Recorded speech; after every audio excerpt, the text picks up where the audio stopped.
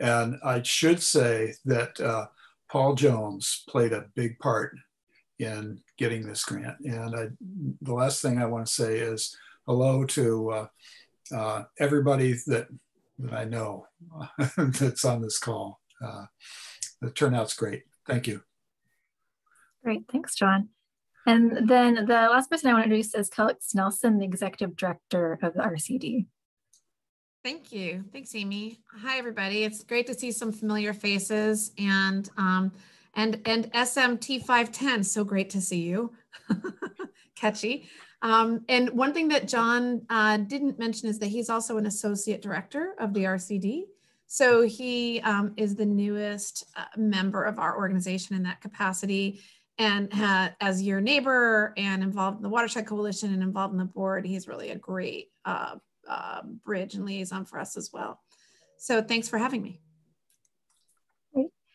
Thanks. And well, I'd like to get to know everyone. In lieu of doing individual introductions, since there are so many of us, I have a couple of questions that I'm hoping we can answer via the chat box to get to know you just a little bit. So if you're all able to open the chat box, the little kind of blurb box shape down at the bottom. I'm wondering if you can type in what neighborhood you're joining from or town. So I'll have mine here.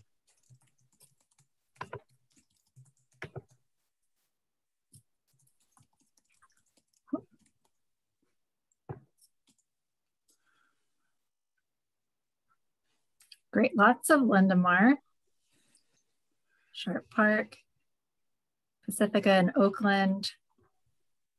Great, thank you.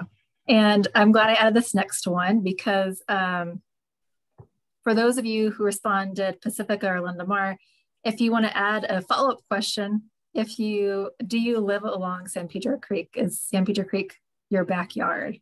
Do we have any folks who live along? All right. Some yes, some no, little mix. Great, thanks. And then a last question, just one thing that you're interested in hearing about tonight. And hopefully I'll end up answering it. We'll see. If not, we can get it in the Q&A.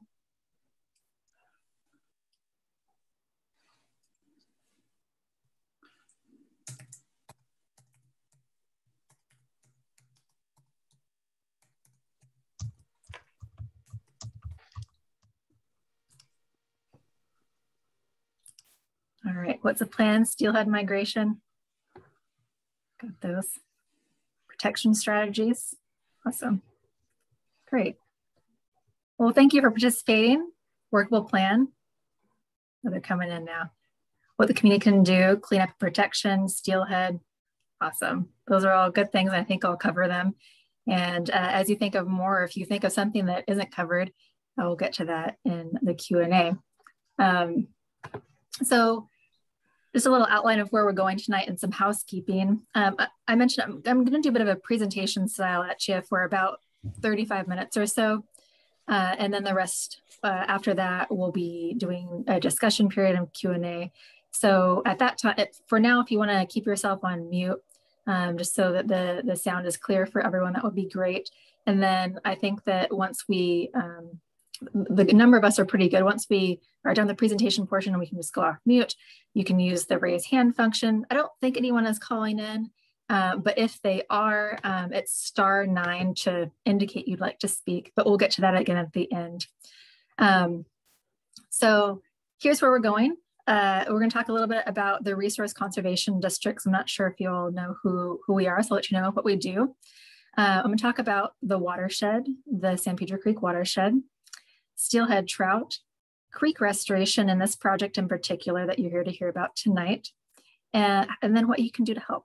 And then we'll open it up for questions and answers and general discussion. Alrighty, great. So let's dive in about the San Mateo Resource Conservation District. And I'm going to be just saying RCD. It's a little bit easier and shorter for us. So Resource Conservation District, or RCD. And as it says at the top, simply put, resource conservation districts help people help the land. And we serve as local hubs for conservation and provide comprehensive integrated services. And a defining characteristic of RCDs is that we provide non-regulatory, confidential, and free assistance. So we're not part of county government. We are special districts, which is a form of local government created by the community. And this RCD was created in 1939. It was the first RCD in California. We were created in response to the Dust Bowl, and we were originally a soil conservation district. But RCDs evolve over time with the communities that they serve to address whatever the emerging conservation needs are for that place and time. So we use really diverse tools to meet our conservation needs, and we always work in partnerships. So we're really well suited to serve as a liaison between groups, and we aim for win-win solutions. And I always like to tack on a third win or fourth win whenever possible to meet all of our stakeholder needs.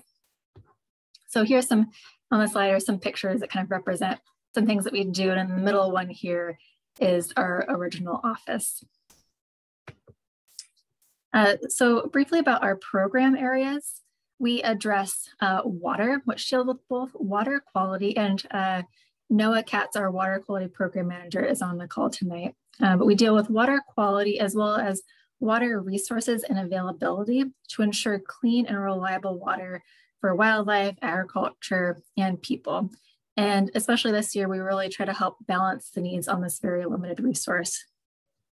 Climate, so we work to reduce emissions, remove carbon dioxide from the atmosphere, and prepare a community to be resilient to changes in extreme weather and other climate, like at sea and land and so on.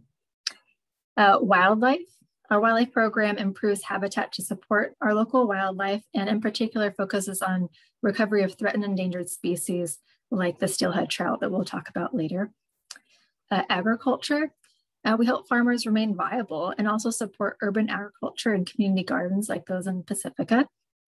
And forest health and fire resilience. We help reduce the risk of catastrophic fire through programs really large and small to help reduce fuel loads in the WUI or wildland urban interface where some of you may live.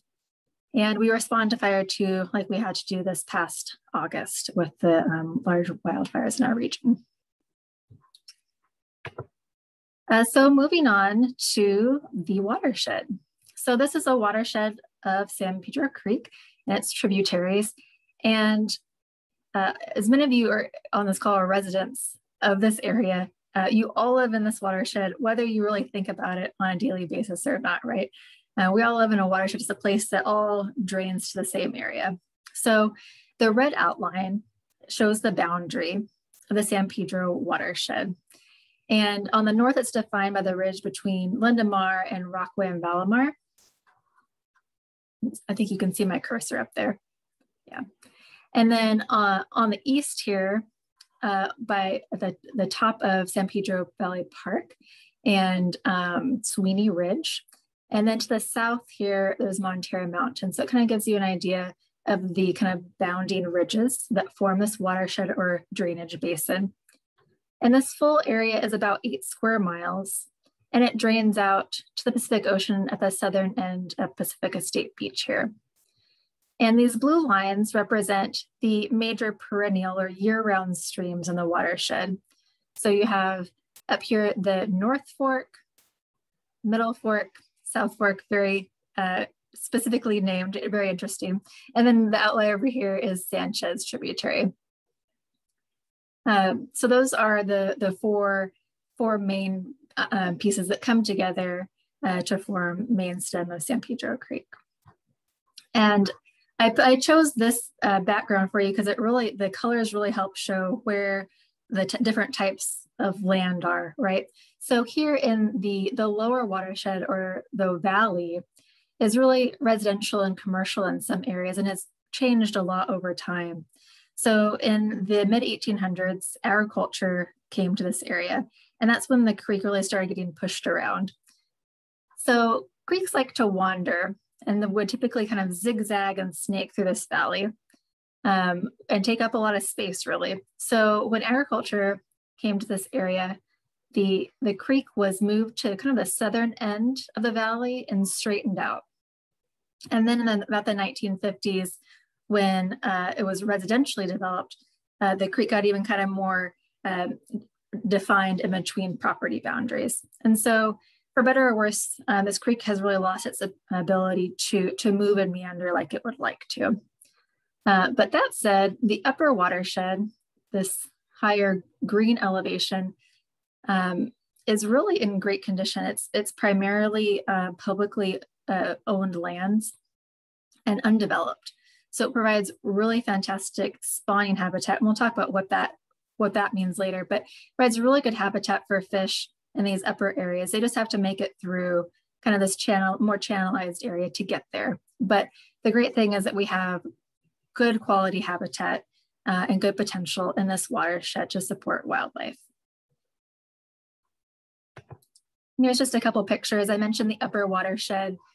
Here's a couple of pictures I have of the creek there and the hills, and then a couple of pictures of the lower watershed as well.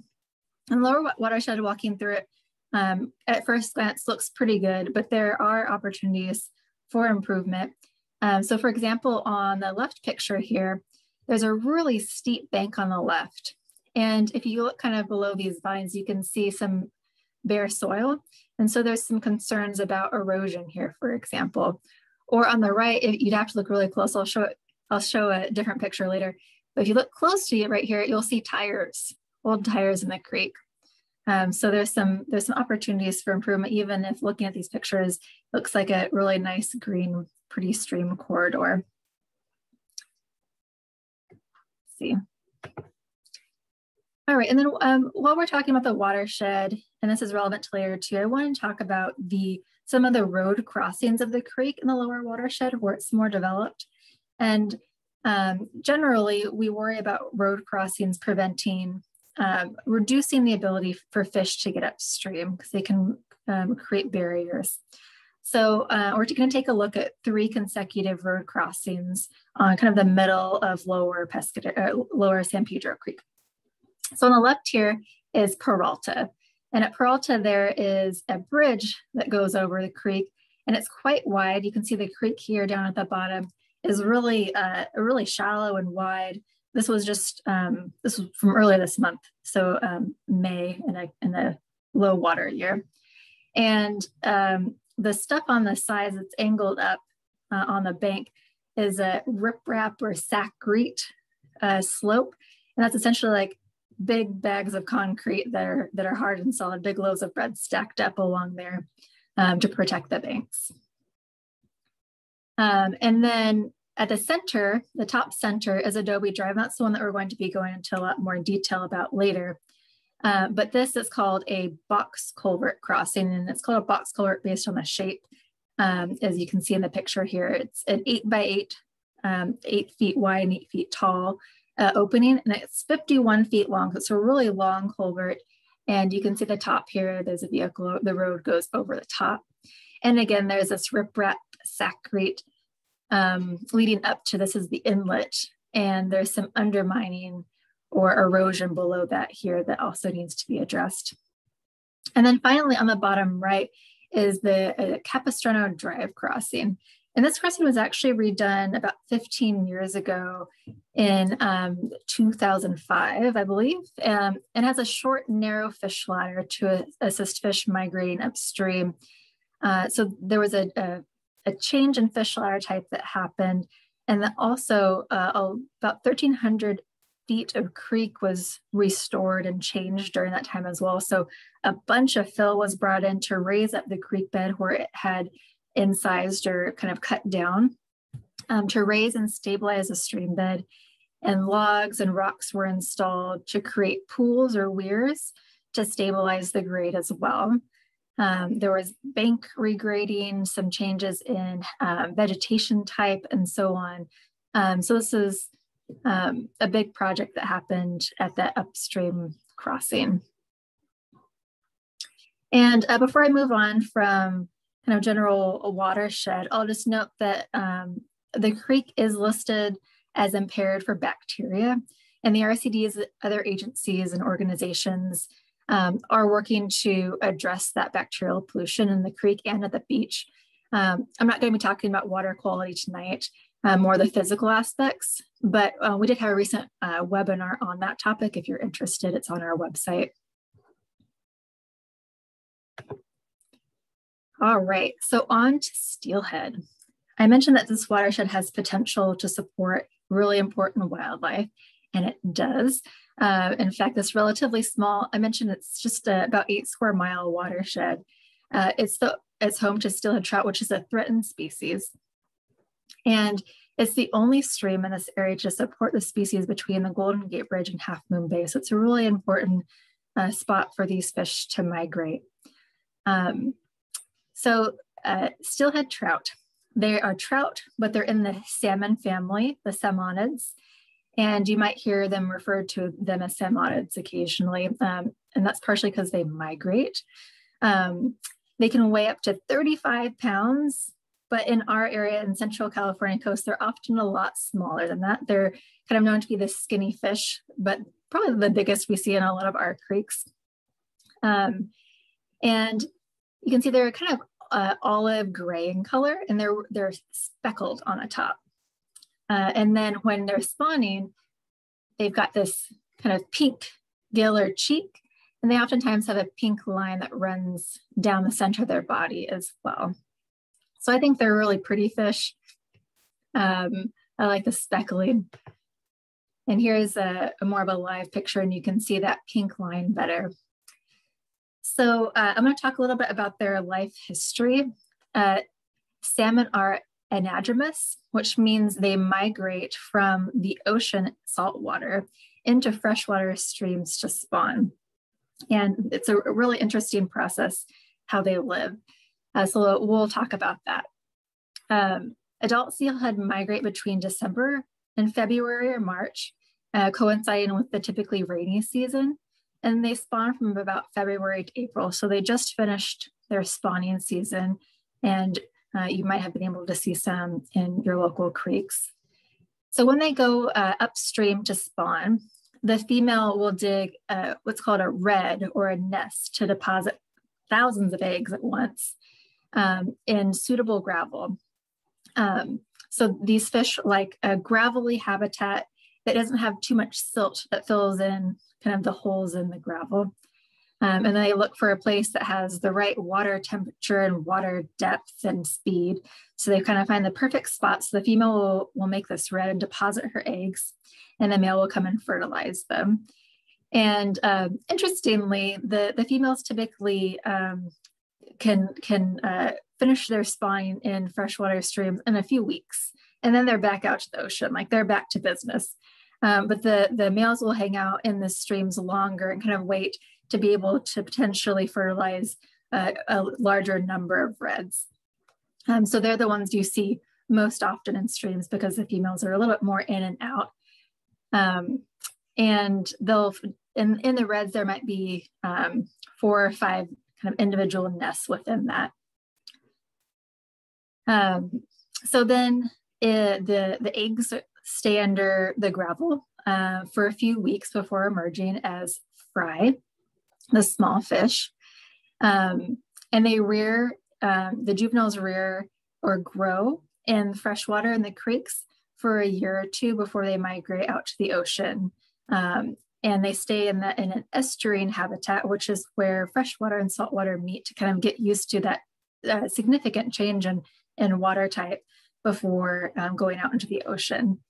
And I'll mention here that there are some steelhead that stay in creeks their whole life, and they're called rainbow trout. And they're just steelhead that either are trapped behind a barrier and don't have access to the ocean, or simply just choose not to go out to ocean, not to leave home, and will spend their whole lives in the freshwater creeks. So there's a couple of different types.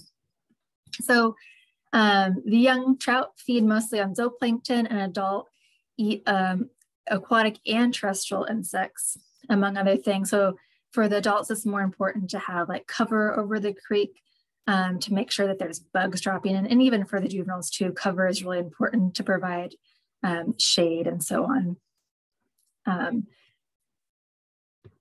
So anything else I want to tell you about them? Let's see. I did want to mention a little bit of trends. They're a threatened species. And their numbers along the central California coast from about Sonoma County down to Santa Cruz County have decreased approximately sevenfold in the last 70 years. So about one-fold per year. And being threatened means that they're likely to become endangered and then extinct if things aren't done to interrupt and prevent that from happening. So those are the fish we like. And now on to creek restoration. So the RCD does creek restoration to improve conditions for steelhead as well as other aquatic species. We improve the creek conditions. We create habitat complexity. And that means we create all sorts of types of habitat in the creeks that fish need to survive and thrive. Steelhead need that gravelly material to spawn. They need the overhanging vegetation to cool the water and provide food. They need deep pools so that they can have a spot to go when there might be drought, like this summer.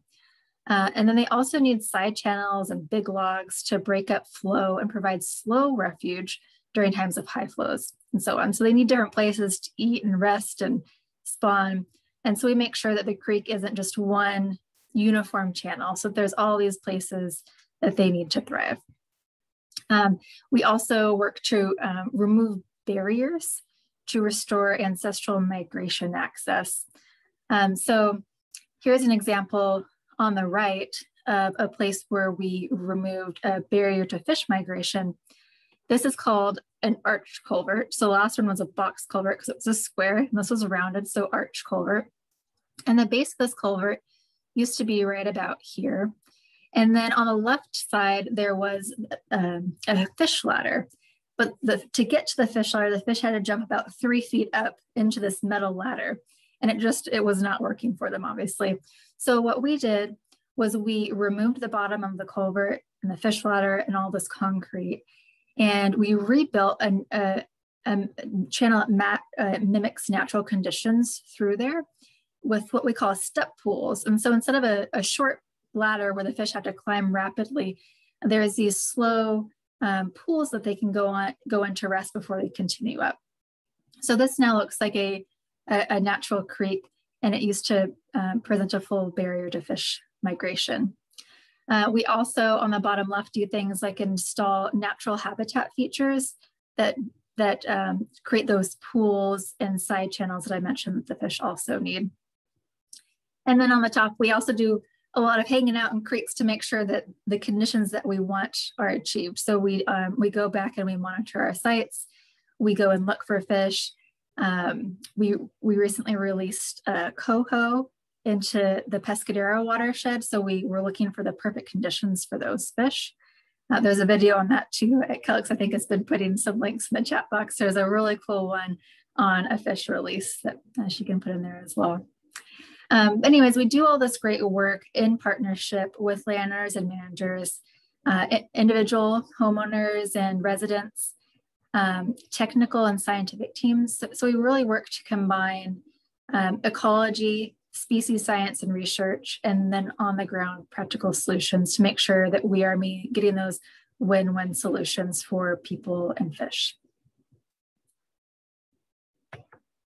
So with that, I'll get back to the project that we're kind of here to talk about tonight, which is the Adobe Drive crossing. So this is on kind of the middle of lower main stem San Pedro Creek.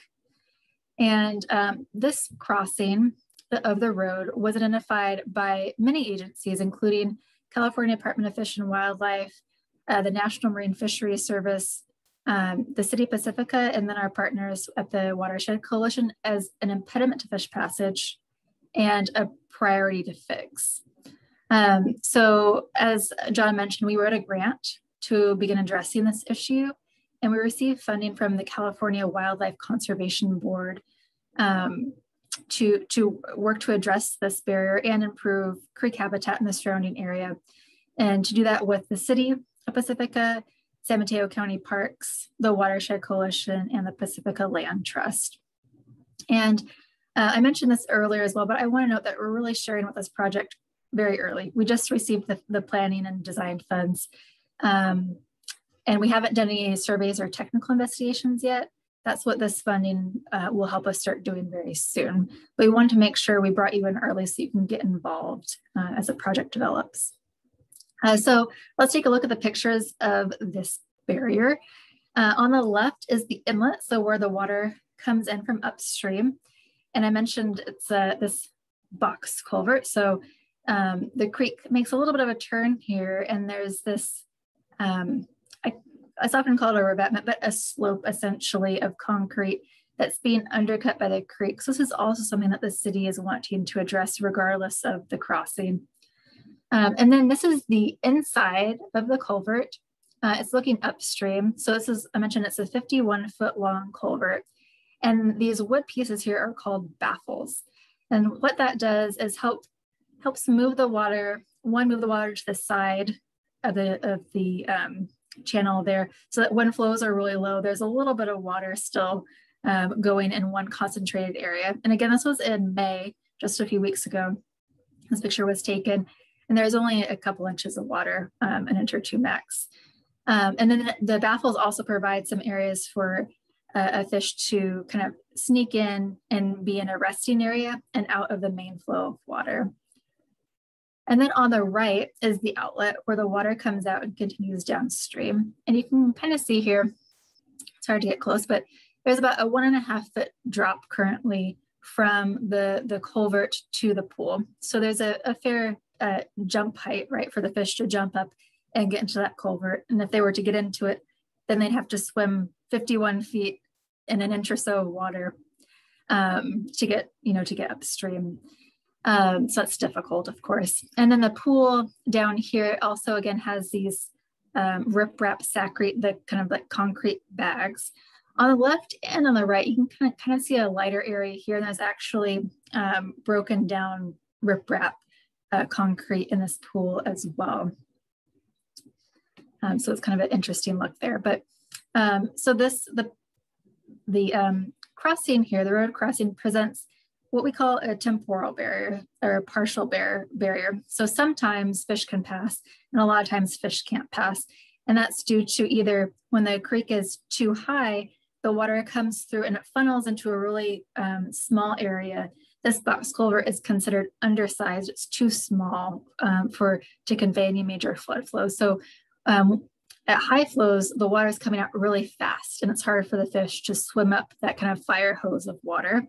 And then as you can see here, during low flows, it's a really high jump for them to get in the culvert, and then the flow is too low inside. So there's some options. We don't know yet what we'll be doing, but it could be augmenting what's currently there. It could be putting in a bridge. We'll determine that based on some technical investigations and engineers helping us with design options. So that's the barrier.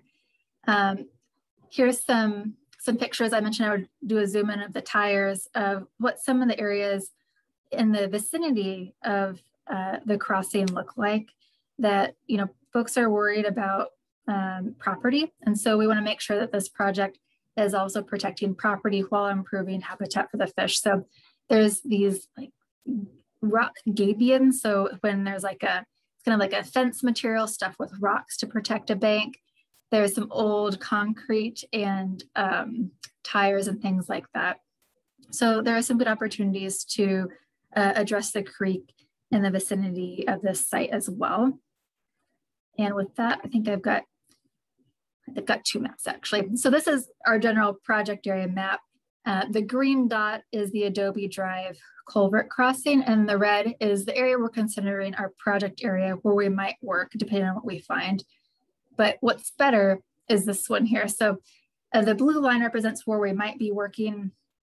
And then there's some yellow pins to give you kind of a sense of where we're looking. So Peralta Drive is here on the top left, Adobe Drive, and then at the far kind of bottom right here is the Capistrano crossing. But what's great about this area is that there's opportunities to improve creek habitat in these areas that are already public and don't have houses on them and where people are worried about property. So there's opportunities to work at near Sanchez Obi Park, the Pacific Bay Christian School, Sanchez Art Center, the fire station, and so on, where we might be able to do some bank improvements to lay back the banks, allow the water to kind of spread out and slow down, which is going to help reduce erosion on neighboring properties when the flow is slowed and spread out. And it's also good for fish. But it's nice that we have that space to do that on this northern side of the creek. But we're also interested in working with individuals that live along the creek as well to see how we might be able to help you with your bank concerns to protect the bank while also improving habitat for fish. So I'm getting away from pictures for a little bit to talk about the goals. I wanted you to have them here. The goals of the project are to restore unimpeded migration through that adobe crossing, and that will allow the still to have additional 5 miles of habitat. And like I mentioned, especially into that really quality habitat in the upper watershed. We want to improve approximately 1,500 feet of creek and riparian habitat. Riparian is the area alongside the creek where you have that kind of denser vegetation. And third, we want to protect property by stabilizing banks, reducing erosion, and reducing flood impacts in the lower San Pedro Creek. So again, while our primary focus is fish migration, we do have these additional goals, and we won't take on a project that is only a win for a fish and not a win for people. So we'll be contracting soon with an engineering firm to conduct technical surveys and site assessments to help us develop some project options to address that barrier, and also some options for opportunities to where we can improve creek habitat along that corridor that I showed, that blue section. So what it might look like, I mentioned setting back banks, adding habitat features, finding some solutions to spread and slow the creek, adding pools, and that complex habitat that fish like. So next steps, we received, I mentioned we received grant funding. So we just received grant funding from the California Wildlife Conservation Board for $171,000. And we also have a $5,000 cash and $12,000 in-kind matching funds pledged from the city of Pacifica, as well as many hours dedicated by the Watershed Coalition to support this effort. So the grant will pay for those site investigations I mentioned, concept designs, and then eventually help work us through full designs and draft permit documents that will allow us to apply for implementation funding to get the work done. So here is our timeline for this grant phase.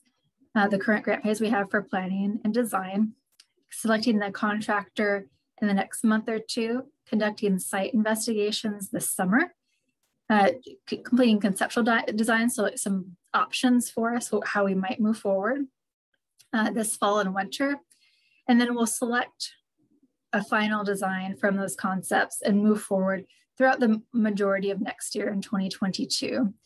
And during that same time period, we'll also be working on those permit draft documents. So by assessing the biology there and writing the documents we need to get the project done. And then we'll go on to seek implementation funding in 2022 and 2023, depending on what it looks like we'll be doing. So a little bit of how you can help. I haven't already mentioned this. If you're interested in me contacting you, you can direct chat me your email address in the chat box, and I'll contact you next week if you're interested in live along the project area. On the next slide, I also have my contact information, so you're welcome to contact me as well. But contact me if you live along the creek to see if your backyard can be included in this project. We would love to get as many people participating as possible. You can plant native vegetation on your banks that can help shade and cool water, provide cover, increase food for fish, and stabilize them as well. And you can weed out invasive or non-native vegetation. We can help you identify what that is. Know where water goes on your property or where you live, and it likely makes it right to the creek. So with that, pick up pet waste and make sure that their contaminants won't wash into the creek when it rains. And really each place is different. So invite us out, we can take a look and help you figure out ways that you can help in your area or in this project specifically.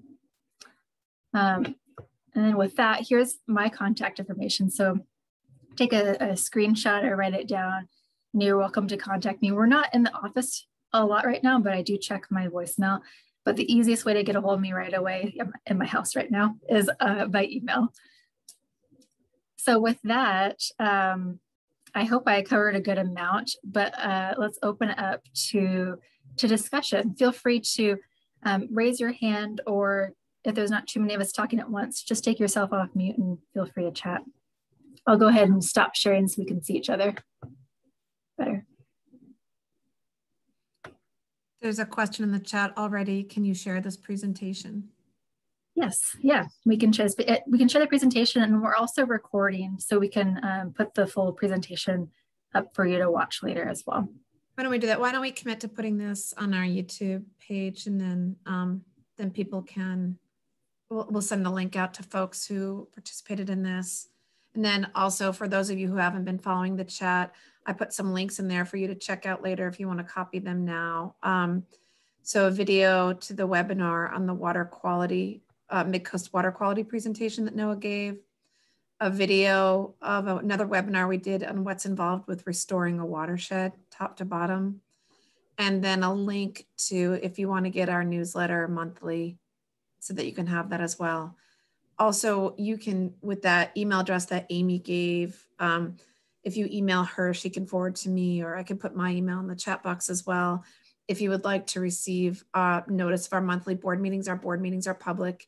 And if you ever had anything that you wanted to express to our board or have on record, or just want to know what's going on, you can receive our monthly board notices. I'll put my email address in the chat box for that.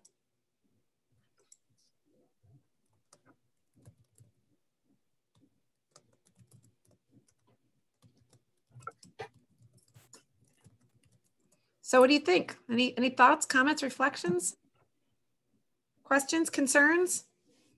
Oh, Marge has her hand up, Amy. Yeah, Marge. So this is easier to ask than type in the chat. So I think this is really exciting. I'm really glad that John invited me, and it was so informative and interesting. But, and maybe it's not considered part of the creek per se, but from the rehab hospital down to the beach seems to be a part of the creek that has the most human accessibility, and also some of the you know, when you get down towards the beach, it's so shallow and there's lots of garbage and litter, and obviously people down in that area. And I wondered how you address something like that. Just curious. And you mean, how do you address kind of the garbage and litter around the creek? Yeah, and the fact that, you know, people are in and out of there, and yeah, I don't know what the answer is. Because it seems to me that that's a part of the creek that is most accessible, and so it's most littered and possibly, I don't know, you know, but the fish have to get from the ocean. That's the first thing they've got to cross, right? So, and I have to say, I was at Issaquah Salmon Days up in Washington years ago, and it is amazing to see a creek no bigger than San Pedro Creek with big old fish coming up it and just jumping out of the water. It was incredible, and it's so exciting to think that we could have something similar, if not a different scale, here in town. But yeah, that first entry into the creek seems like a very difficult area. Amy, yeah. Can you restate it for people who couldn't hear? Yeah, it sounds like the question is about, you know, the entry to the creek mouth from the beach is the most accessible to people, where people are at the most, and it's where fish initially enter. And so how do we really address this first entry to the creek and make sure that it's suitable for the fish to come up as well? And you also mentioned Issaquah Salmon Days, and my family's from Washington, so I have seen a lot of salmon in Washington State, so I've been there too. But for the beach, you know, I think that one thing I didn't mean to mention is to not dam the creek. Some people at the beach like to dam the creek to walk across it, but especially during spawning season, remember to not do that. But you know, the trash is not good, but you know, the fish don't mind as much as long as they can make it up the creek. But there are efforts to keep that beach clean. And John, did you have a comment on that? Yeah.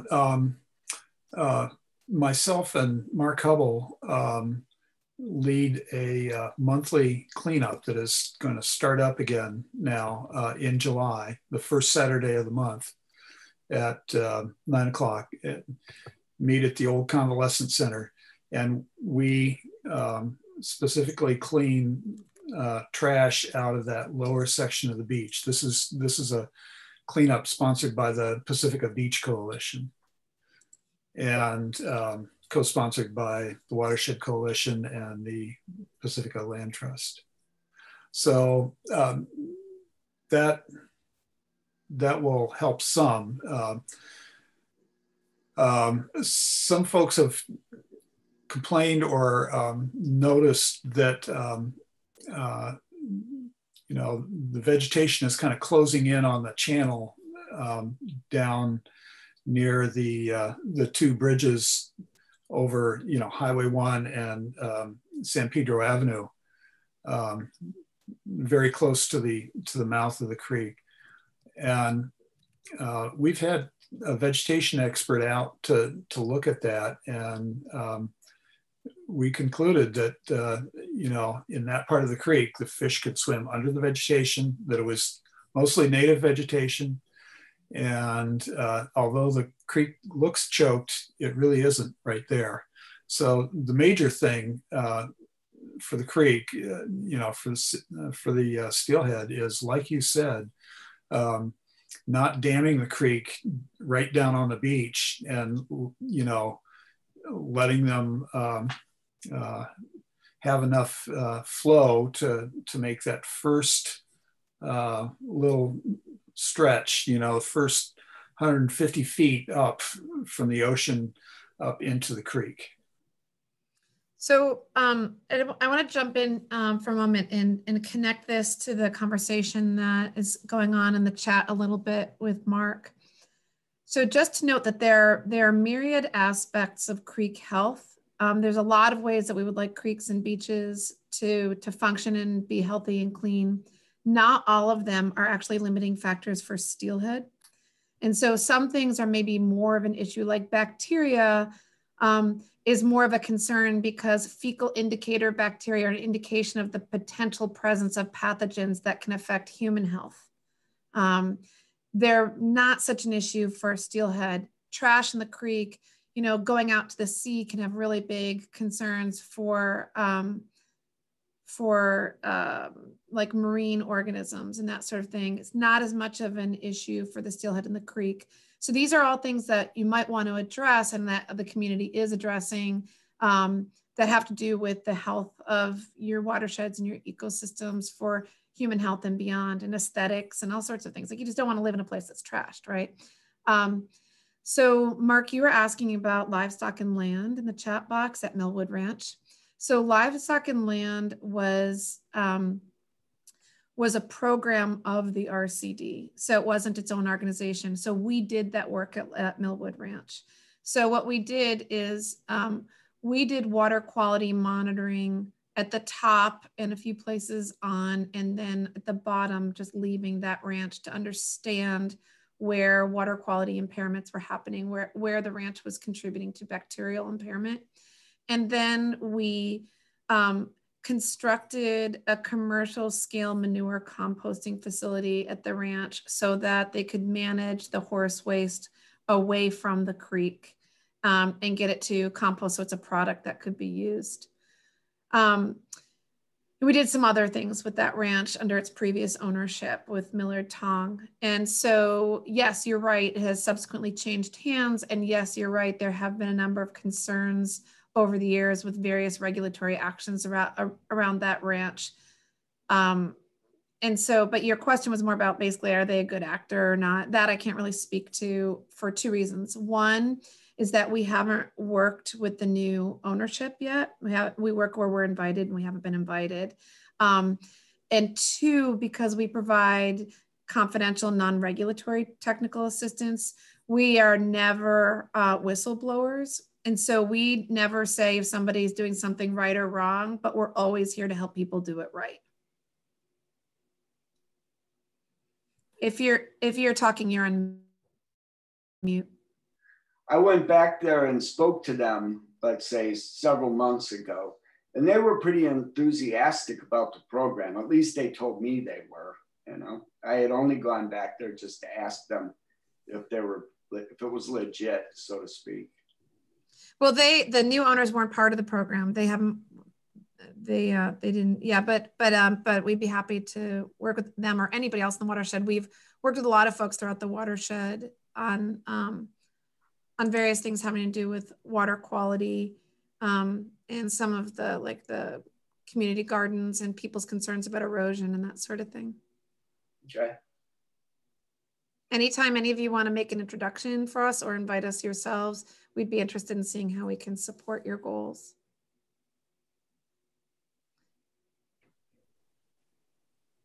Yeah, Rita. So I go over to Marin a lot. I was up Samuel P. Taylor Park, and I noticed along the creek there, they had signs stuck up saying, you know, spawning grounds. I thought that was kind of a good thing because most people don't think about that and they don't know about it. So it just kind of stuck with me. So I just put that out there. And I know we talk about the mouth of the creek and, you know, it gets very busy down here. It'll be very busy this weekend down here with a lot of people.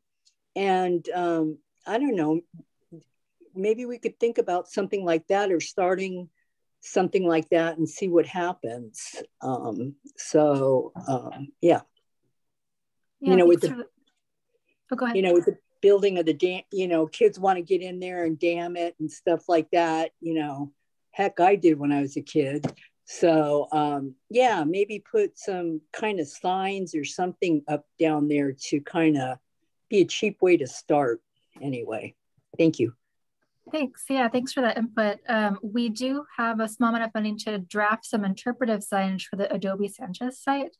And it might be that we can look into putting signage in other areas like the beach. So thanks. We'll definitely look into that.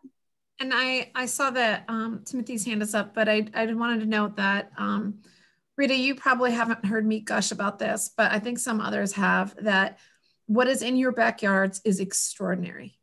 That the fact that there's this urban area that still has a continuing migration, an ancestral migration of these extraordinary, almost like mysterious creatures that go from freshwater to saltwater, and then they make this incredible migration out at sea, and they come back and they find the same creek from which they spawned, and they work their way up.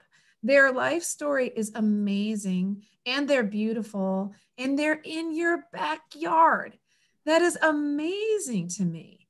And the fact that you have this watershed coalition that is coordinated and mobilized and sophisticated, and like you have people who are career professionals in conservation fields in your watershed coalition, these conditions never happen in my work. Like Pacifica is the perfect storm for actually making good things happen in regards to this species, and for being able to tell its story of a community coexisting with this species and being partially responsible for recovering populations so that as it can persist and survive the Anthropocene. So I just want to give kudos to this community for that. And I want to echo the idea that something interpretive would be really cool, because the vast majority of people in Pacifica have no idea this resource is in their backyard, let alone the fact that they should do things to protect it. And I would add to that at various spots in Lindemar, there are older signs that say you know, that the creek is there, and it's steelhead habitat and so on. And also there's a sign on the beach that is that says, please don't dam the creek. The steelhead are migrating. So we've got to start, and I think at least some of our folks are cognizant of the fact that that we do have these wonderful fish in our backyards, and so it's up to us to expand on that, and that's what the one of the things that the Watershed Coalition will try to do. When I'm down on San Pedro Road, which I go down a lot, I go down and check on the creek a lot. People go, oh, they see me coming out of the bushes. They go, oh, what are you doing? I said, well, I'm looking at the fish. Fish? There's no fish in that creek. I go, this is one of the healthiest creeks I've ever seen, you know? And yeah, the crawdads and there's one armed crawdad down there. And yeah, it's a beautiful creek. I don't think a lot of people do know, though. That's kind of, and so yeah, anyway, thank you. I wonder, maybe who would know this best, perhaps John or Sue Degree, but the two questions I have, one of them is what Rita was just speaking of the stretch from the beach to Peralta that goes past the rehab center and the new houses and all of that. There was a period when, during the depths, I won't say heights, of the pandemic, there were a lot of 20-something and younger people building things and messing about in that stretch. But also there's actions along the creek, say from Adobe to where the fish ladder is in Capistrano, that, you know, that there's been dumping of various types over decades. And it's never been clear to me that there's any sort of real resource for any sort of enforcement, you know. Unlike Ghostbusters, nobody knows who to call, it seems like. And the result is that it's sort of like the poor stepchild. The way San Pedro Terrace Road was when I moved here over 30 years ago with Susan, nobody would repave it because nobody had jurisdiction. So having said that as a little aside note, I just wonder who can speak to when something egregiously is happening that's affecting habitat. Who is responsible to say stop? Yeah, well, if it's really egregious and affecting the habitat, like, you know, say somebody, you know, you see a bunch of paint going down the creek or something like that, something that definitely affects the water, call Fish and Game. And on our website, on the Watershed Coalition website and on our Facebook page, there's a PDF that you can download that has the various outfits that you can call, from the Fish and Game officer to Public Works in Pacifica, and they're responsible for you know, keeping the water channel, you know, relatively clear of obstructions. And so that's a good resource, and I would direct folks to that. And I would agree with John. And also the city has done in the past a lot. Of course, it was Public Works doing the handwork, but the water board too, the state water board. And what was the other thing I was thinking of? Of course, again, the history of this coalition has always been very active. They even, the city, you know, put in some revetment type of thing, environmentally sensitive, which I understand has come loose. But what was the other thing I wanted to mention? Yeah, I think we don't bring it up enough to the city, and I'm hoping that the Public Works still checks it out. But you know, all of our creeks, there's other creeks too that I don't know why the steelhead don't go in some of those. Maybe it's because it's not clear enough. I remember that it used to be, this creek was on the San Mateo County website, and I went there, not very recently, but I went there to check again, and it wasn't listed, and I don't know why that is, and maybe I'm wrong now. It may be back up there. Yeah. The watershed is on the county website.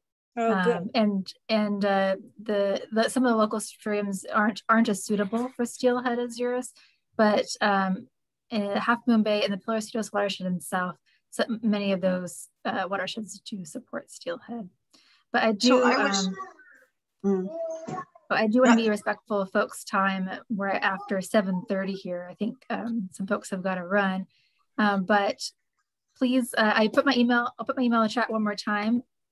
I'd love to continue this conversation and get to know you a little more. Come and see your backyard and where you're working.